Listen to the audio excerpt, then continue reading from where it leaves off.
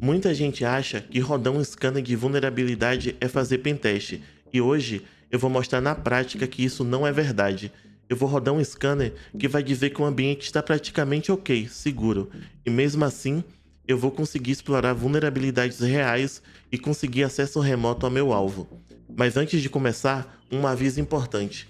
Tudo que você vai ver nesse vídeo está sendo feito em um ambiente 100% controlado, isolado e autorizado, criado apenas para estudo.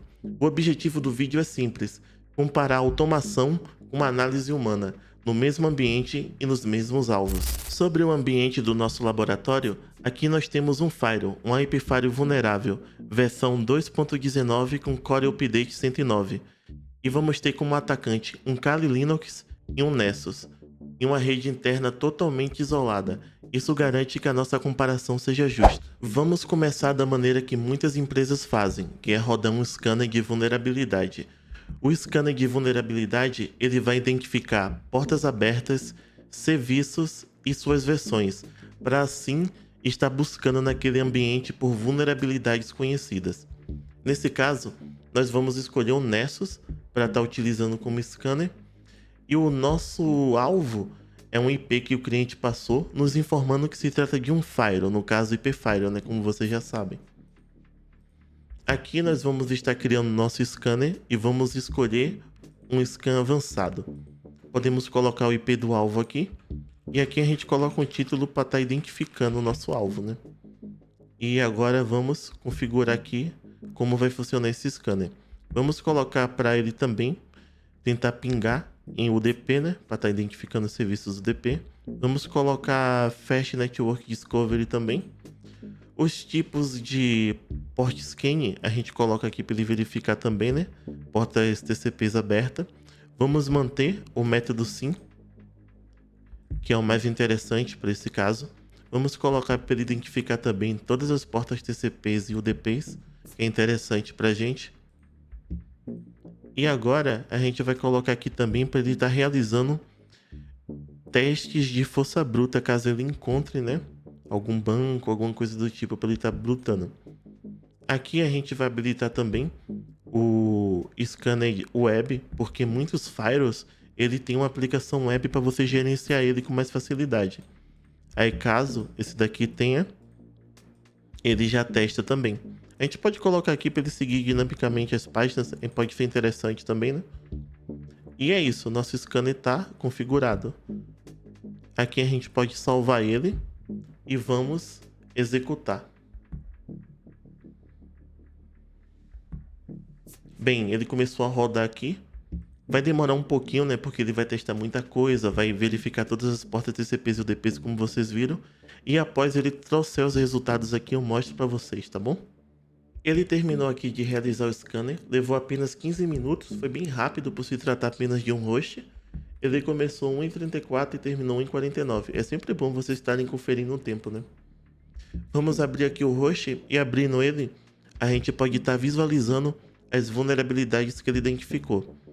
Aqui ele identificou 4 vulnerabilidades de médio risco e 2 de baixo risco.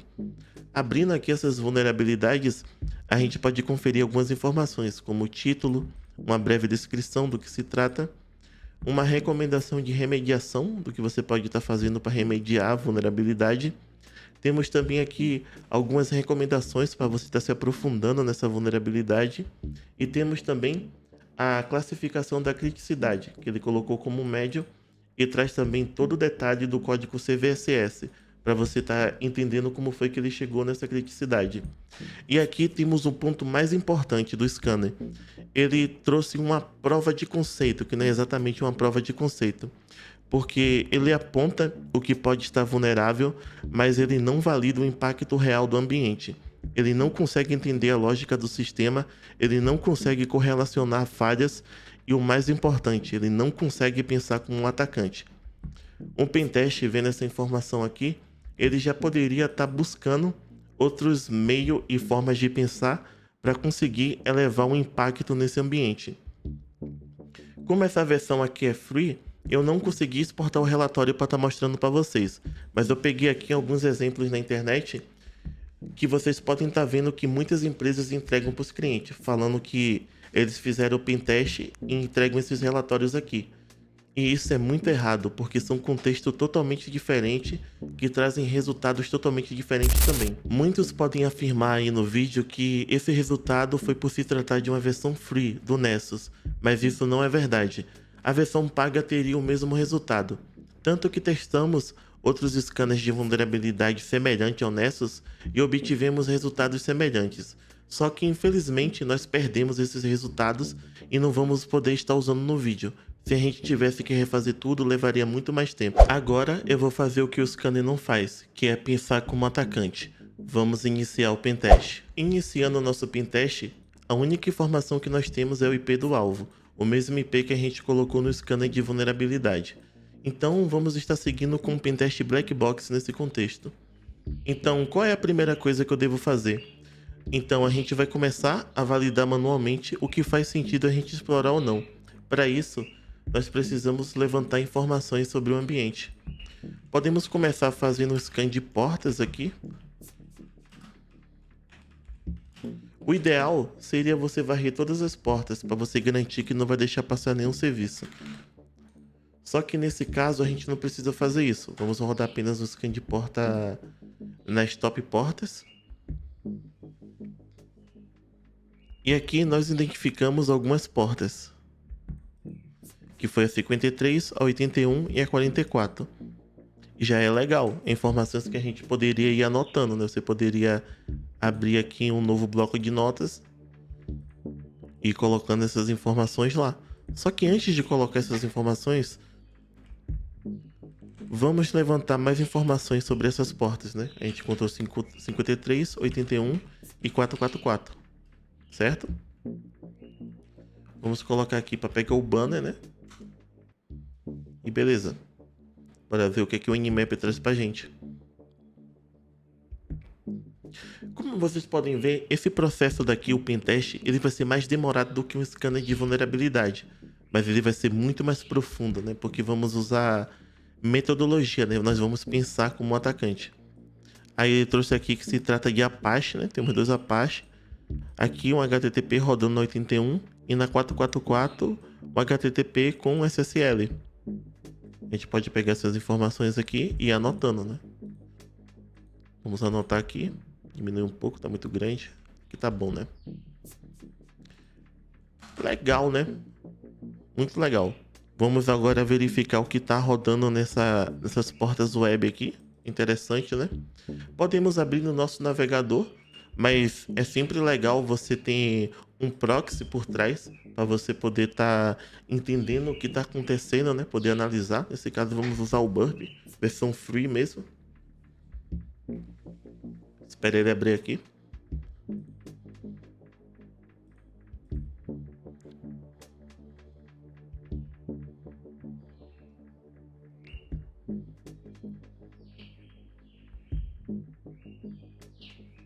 Tá, com o Burp aberto, nós podemos usar o navegador do próprio Burp. Enquanto ele abre aqui, deixa eu pegar o IP do alvo, né? Então, nós temos a porta 81, né? HTTP. Se a gente tentar acessar ela, ele pede um login aqui. A gente pode botar qualquer coisa. É de mim, só para ver o que acontece. Não aconteceu nada, vamos clicar em cancelar. Aí olha só que interessante, né? Ele já trouxe um pathzinho aqui pra gente. E ele trouxe o IP e a porta, né? Só que aqui no Burp, a gente pode ver todo o histórico do que a gente acessou. Isso aqui que faz toda a diferença, tá? Pra gente poder ir debugando o que tá acontecendo. Tá? Aqui ele vai também criando o Spider da aplicação. Por enquanto não tem nada, né? Então podemos verificar o que tem nessa 444, né? Com SSL também. Ó, interessante. Ele deu um bad request aqui e ele reclamou que a gente não tá usando HTTPS. Mas olha só que legal. Ele trouxe aqui IP Firewall, comunidade conecta. Então a gente já pode começar a desconfiar que tem um firewall rodando aqui. A gente pode pegar inclusive essa informação aqui e salvar aqui, né? Possível firewall. salvar essa informação. Agora nós vamos logar, tentar, né? Logar não. Vamos tentar acessar com a HTTPS. Vamos tentar logar. Nada, né? E temos o mesmo erro da página 81, né? A gente pode verificar aqui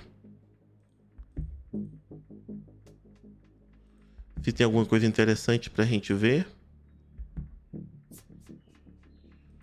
Ó, para os olhos mais iniciantes, vocês podem não estar notando nada, né? Mas é interessante que a gente está vendo que ele está utilizando uma autenticação de Authentication HTTP. E ele usa esse token aqui, ó. A gente pode estar pegando esse token que ele está gerando e verificar do que se trata. Batendo o olho, a gente sabe que se trata de um base 64. Né? Aí podemos vir aqui no terminal. Pegar esse base 64 e pedir para decodificar. Agora, olha só que interessante, né? O admin que a gente digitou lá está sendo passado como token aqui. Então, provavelmente, se a gente quiser fazer um ataque de força bruta, a gente pode pegar uma word list, criar ela, né? Baseado nesse modelo aqui. Por exemplo, só para dar o contexto para vocês. A gente pode pegar uma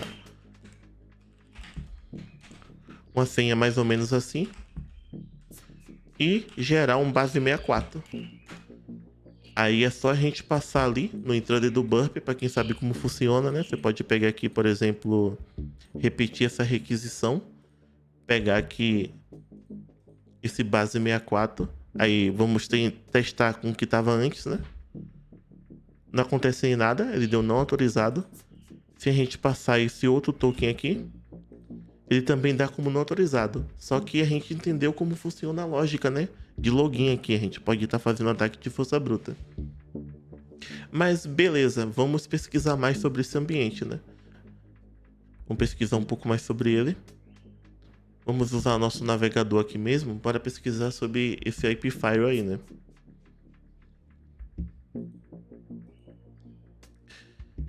Pesquisando sobre esse IP File, a gente pode encontrar o site dele aqui, ó.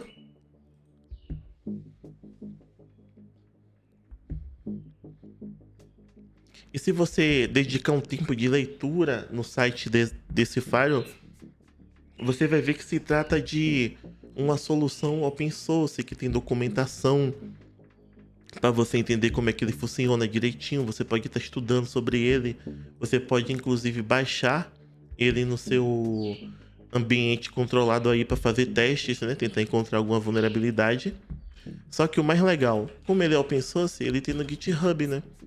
Então a gente pode estar abrindo aqui o GitHub dele e tá tentando entender mais como ele funciona. Se a gente voltar aqui no nosso teste, a gente percebe que ele cria um path, né? Como .cgi.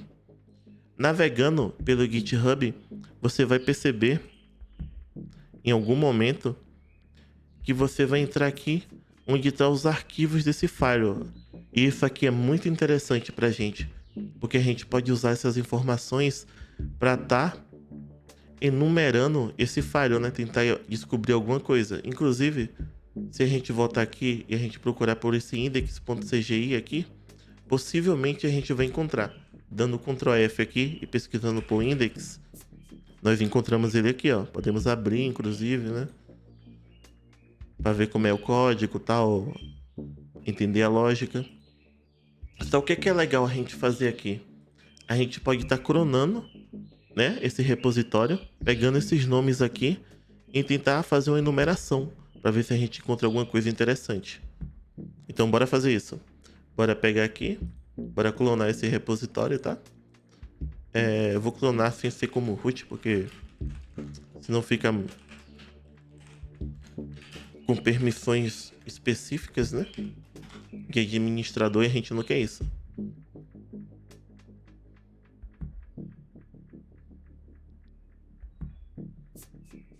Tá, legal. Clonamos o repositório. Agora, entrando nele, a gente pode ir naquele local, né? No HTML, no CGI.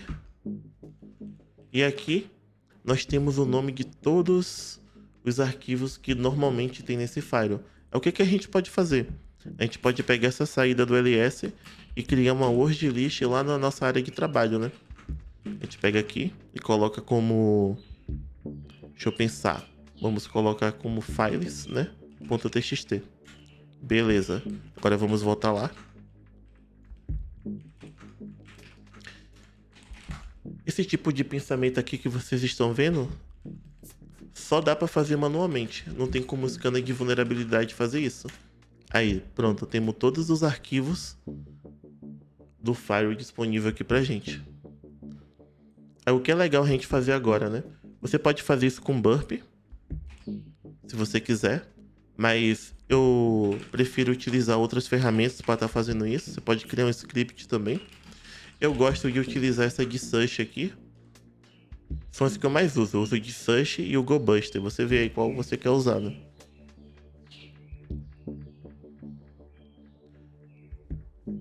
Aí vamos utilizar aqui o de search. Eu vou querer utilizar essa word list, -w. Colocar aqui files. Vamos passar um user agent aleatório aqui, randômico, para ele achar que somos um navegador. Vamos excluir o 404 para poder limpar, né, nossa saída. E vamos passar aqui a nossa aplicação.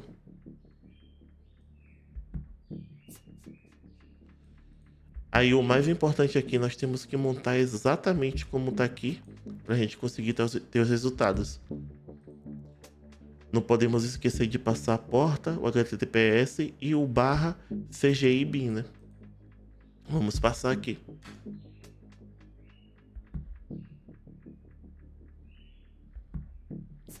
Aí ele já trouxe algumas coisas, né? Erro 500, ó, ele trouxe aqui um web access, né? Bem legal. Só que tem uma dica bem interessante para esse tipo de ferramenta que vocês podem estar seguindo. Quando você utiliza muitas threads, como nesse caso aqui, né? Nós estamos utilizando 25 threads. Ele acaba sendo mais rápido, mas ele pode trazer falsos positivos ou ficar mais lento. Ou mais lento não, me desculpem. Podem ficar imprecisos. Então a gente pode diminuir a quantidade de threads aqui e ver se ele traz resultados diferentes.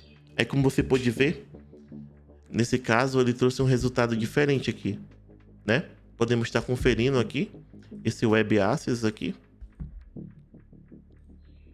no nosso burp mesmo. E ó, ele falou que essa interface foi desabilitada pelo administrador. Mas legal, interessante, né? Temos também esse credits aqui, CGI. Podemos estar passando aqui também. E olha só que interessante. Ele continua pedindo autenticação. Se você digitar aqui não vai acontecer nada, porque a gente não tem, né? Só que a gente pode ir cancelando aqui. Ele vai pedir várias vezes, né? Às vezes dá para você fazer o seguinte. Deixa eu ver se vai funcionar nesse caso. Você pode interceptar aqui a requisição, aperta em cancelar. Tá vendo? Ele vai dropar aqui a requisição. Aí você consegue visualizar a página mesmo sem estar autenticado. Você pode passar o mouse aqui, ó, ver nomes de talvez arquivos, a gente não sabe. Mas o mais interessante aqui é que temos nome de usuários, né? Possíveis nome de usuários, nome dos devs aqui. E o mais legal, nós temos a versão exata do IPFire que tá rolando aqui. Tá rodando aqui, né? Temos aqui, ó, a versão exata. Aí o que é legal você fazer aqui, você pode estar pesquisando por exploits, né?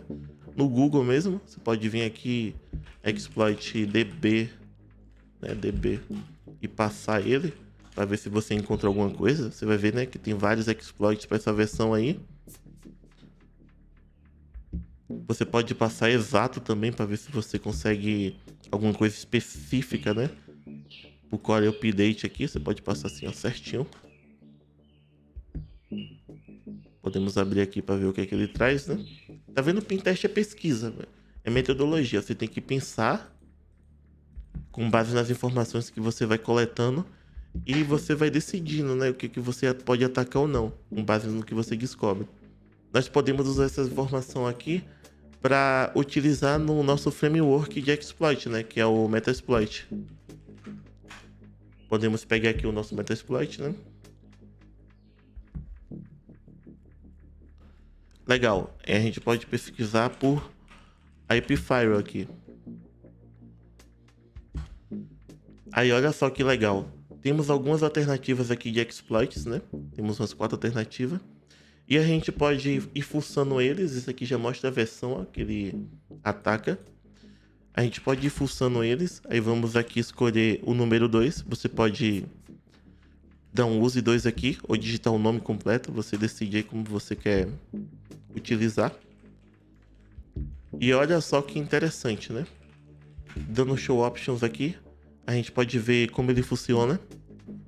Aqui tem os requisitos, né? Ele pede host, porta e o usuário, que por padrão é admin. Aí legal, a gente pode dar um info aqui para estar lendo mais sobre esse exploit. E olha só que interessante. Ele ataca uma versão muito próxima da versão que a gente numerou aqui. Ele ataca o update core 110 e daqui é o 109. E a versão do IP Firewall é a mesma, 2.19. Então é um bom exploit para a gente estar testando para ver se a gente consegue algum resultado, né? Então deixa eu fechar aqui o Firefox, né? Eu vou soltar aqui a conexão também. Então vamos alimentando esse framework aqui. Vamos passar aqui o rhost. Podemos passar aqui.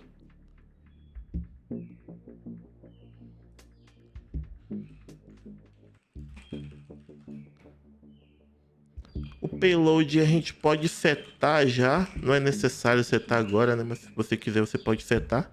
A gente pode tentar pegar uma shell reversa lá, né? Vamos setar logo aqui então.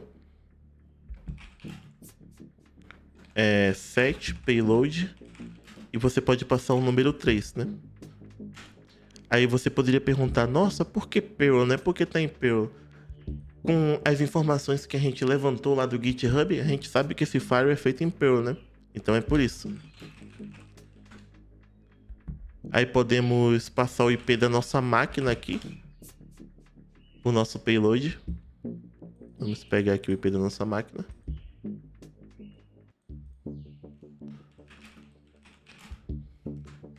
E vamos alterar aquela porta, porque é uma porta muito alta, né? Vamos passar aqui simulando que nós somos um navegador, né? Que a gente quer fazer uma conexão na 443, que normalmente é usada em HTTPS. Legal, né? Eu sempre fico limpando a tela porque eu tenho um pouco de toque. Aí essas são as nossas informações até o momento. Nosso alvo, a porta do alvo.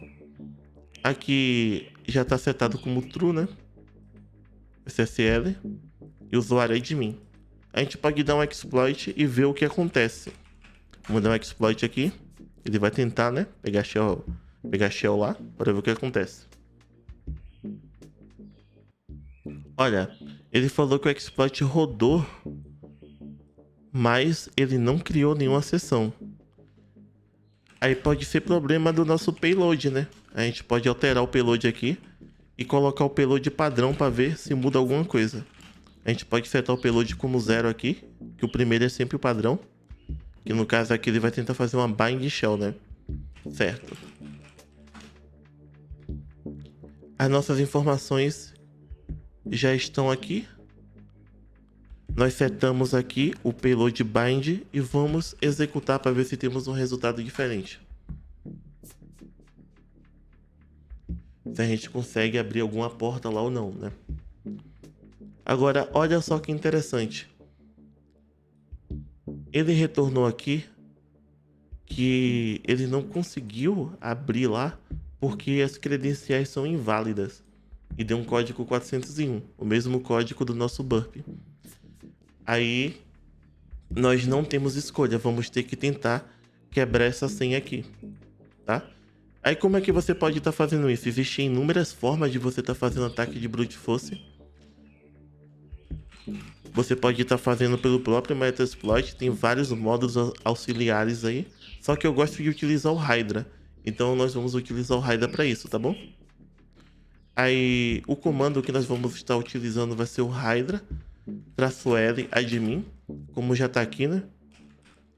A word list que nós vamos estar utilizando vai ser essa word list aqui do seclist. Já vou completar o comando aqui, né? Que fica mais fácil. Vamos estar utilizando essa word list aqui. Você pode utilizar a que mais faz sentido para você, baseado no contexto, né, do seu pentest. A porta, nós vamos passar 444, que é a porta lá que está rodando. Aqui é para ele forçar, aqui é para ele trazer, né, o verbose dos testes que estão acontecendo. Aqui é o alvo, o IP. O método de autenticação, que vai ser o HTTPS GET, né, que é Authentication com SSL. E aqui a página que ele traz por padrão, né, quando a gente tenta. Que era essa página aqui, ó. Aqui. Que é o CGI/index. As threads você pode deixar por padrão ou você pode passar o número de threads que foi interessante para você. Eu vou deixar padrão. Vamos rodar o nosso ataque de força bruta, tá bom? Ele vai testar diversas senhas aí. E bora ver se ele consegue quebrar.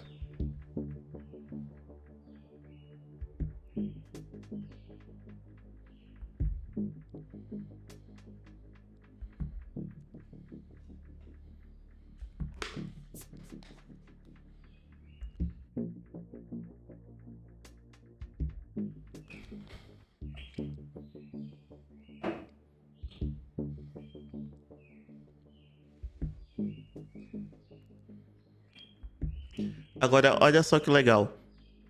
Ele conseguiu quebrar aqui a senha do firewall, né? A gente pode estar validando. Ele achou aqui security. A gente pode estar indo aqui no próprio burp mesmo. Escrever admin e security, né? E olha só que legal. A senha é realmente essa. Ele conseguiu quebrar aqui a senha. E aqui já é crítico, né? Você já pode pegar essa informação aqui também, né? Para quando você for fazer seu relatório, colocar aqui, tá vendo? Você conseguir uma credencial válida. E a partir daqui você já consegue fazer muita coisa, porque acessando o firewall você capturou toda a rede, né? Você conseguiu descobrir até uma rede diferente aqui, ó, uma intranet. Que você poderia estar enumerando depois, né? Só o que é legal, né? A gente pode deixar isso mais crítico ainda. Já tá crítico aqui. Só que lembra que nosso exploit ele precisava de uma credencial válida? Aqui a gente pode estar passando ela, né? Set password e passar aqui security. Legal, né? Passamos aqui. Agora vamos tentar mudar o nosso payload de novo. Porque a gente não quer abrir uma porta lá, né? Vamos tentar pegar uma conexão reversa, ver se é possível. Passamos aqui, vamos ver se já tá com a configuração de antes. Já tá, né? Com o nosso IP. Beleza. Senha setada, IP setado do alvo. Porta SSL ativado no usuário admin. E aqui